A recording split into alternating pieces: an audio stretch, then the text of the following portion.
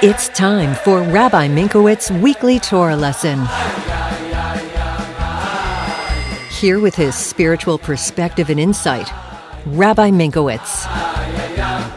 Welcome to this week's Torah lesson. This week's Torah portion is Parsha Terumah. The question of the week is, how can we experience the greatest happiness? So in this week's Torah portion, Parsha Terumah, we learn about the Jewish people bringing different gifts to the temple.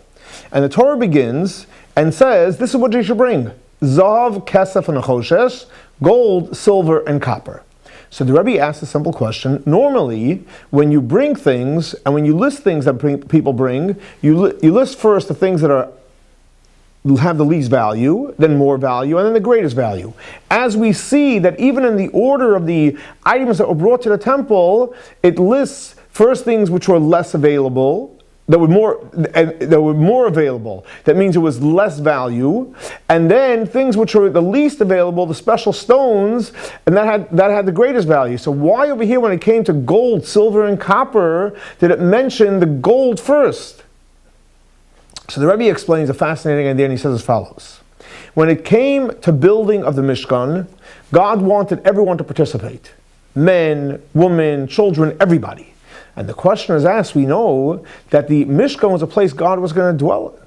So if it's a place that God is going to dwell in, shouldn't you take people that are holy, people that are special, people that have meditated, people to prepare themselves, people that have experience to build a tabernacle? But God says, no. I want every single person to have equal part. Male, female, adult, child, irrelevant what level of commitment, of observance to God and to Judaism, everyone has an equal part. And the question is why? So the Rebbe brings an interesting idea based on the Talmud. The Talmud says like this, that when it comes to studying Torah, so if you're in the mood of studying Torah, that's great. You're studying for the right reasons. What happens if you're not in the mood of studying Torah? And the only thing that's going to motivate you to study Torah is an external idea. You're doing it for a reward. The Talmud says, yes, study Torah, even though it's not for the right reasons. And the Talmud says, because even though initially you're doing it not for the right reason, eventually you'll do it for the right reasons. But the Rebbe explains, based on the Kabbalistic insight, that toich means not because, but toich means the essence of every single person is great.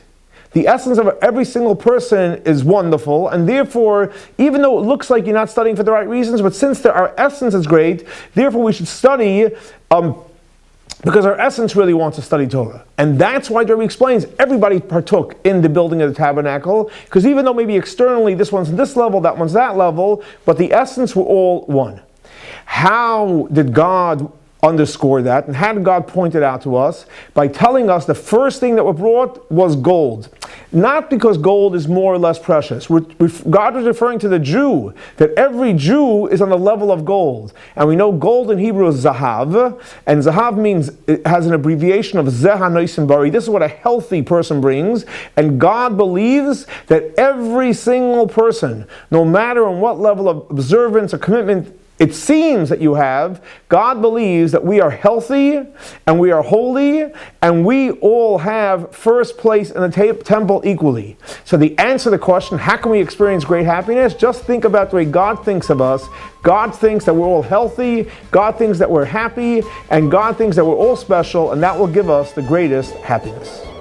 This week's Torah lesson is dedicated to the memory of Baruch ben Ari Leib, Shlomo ben Yosef, and Rachel bat Lipa. May their souls be elevated by the Torah we're studying in their memory.